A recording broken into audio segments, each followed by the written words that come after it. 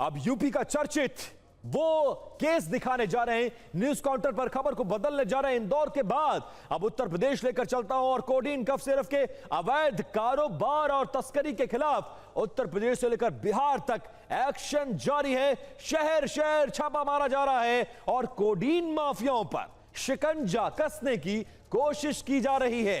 अब law enforcement department ने, एजेंसियों ने अलग अलग जगहों पर छापेमारी की है। कहीं लाखों का नशीला पदार्थ मिला तो कहीं टैबलेट और कोडीन सिरप बरामद हुई है। ये तस्वीरें जरा देखिए, ये 4 तस्वीरें, अभियुक्तों की गिरफ्तारी, पुलिसकर्मियों की मौजूदगी, छापेमारी और बरामदगी, सारी चीजें आपके सामने हैं। यूपी में चंदौली, कानपुर, प्रतापगढ़, बिहार की राजधानी पटना में किस तरीके से एक्शन लिया गया उसकी तस्वीरें आपके सामने हैं।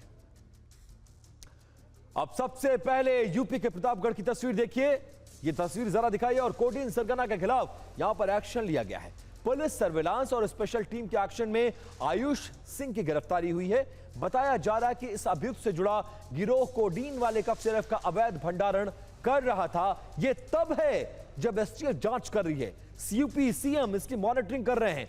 तमाम लोगों की गिरफ्तारी हुई है और सरगना इस पूरे मामले में फरार बताया जा रहा है। अब एक तरफ जहां कोडीन माफिया के खिलाफ कार्रवाई चल रही थी, वहां इलाहाबाद हाईकोर्ट से एक अलग खबर इसी खबर से जुड़ी हुई सामने आई है, जो बहुत ज्यादा चौंकाने वाली है। जिसने भी यह खबर सुनी है वह हैरान रह गया। आप तस्वीरें इस वक्त इलाहाबाद हाईकोर्ट की देख रहे हैं। एक ऐसा केस जिसके तार भारत से लेकर बांग्लादेश तक और यूएई तक जुड़े हुए हैं, जिसका नेटवर्क 100-200 करोड़ नहीं बल्कि 1000 करोड़ तक बताया जा रहा है। जिस केस का मुख्य अभियुक्त अब तक फरार है, उसकी गिरफ्तारी नहीं हो पाई है। यूपी पुलिस और एसटीएफ अब तक उसे ढूंढ रही है। उस केस की सुनवाई के दौरान कुछ ऐसा हुआ है जिसने सबको हैरान कर दिया। हम बात करने जा रहे हैं कोडीन सिरफ केस की, जिसकी सुनवाई इलाहाबाद हाईकोर्ट में चल रही थी और फैसला आने वाला है इसमें। लेकिन फैसला आने से पहले ही जस्टिस कृष्ण मोहन ने इस पूरे मामले से, इस सुनवाई से खुद को अलग कर लिया। उन्होंने भोला प्रसाद की जमानत याचिका समेत 80 याचिकाओं को चीफ जस्टिस के पास भेज दिया। भोला प्रसाद कोडीन कफ सिरफ गैंग के सरगना शुभम जायसवाल, जो कि अब तक फरार है। शुभम जायसवाल फरार है और उसे भगोड़ा घोषित किया जा चुका है। उसके पिता से जुड़ा हुआ यह पूरा मामला था।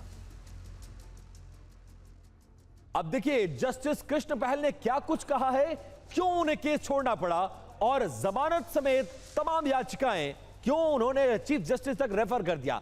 अब जमानत के लिए यह कहा गया है कि जज तक पहुंच बनाने की कोशिश की गई है, उनको अप्रोच किया जा रहा था और ऐसे प्रयास न्यायपालिका की स्वतंत्रता और निष्पक्षता पर सीधा हमला है। इन्हें किसी भी स्थिति में स्वीकार नहीं किया जा सकता और यह न्यायपालिका के इतिहास का काला दिन है। ये तमाम चीजें ये जस्टिस इन्होंने मेंशन किया है।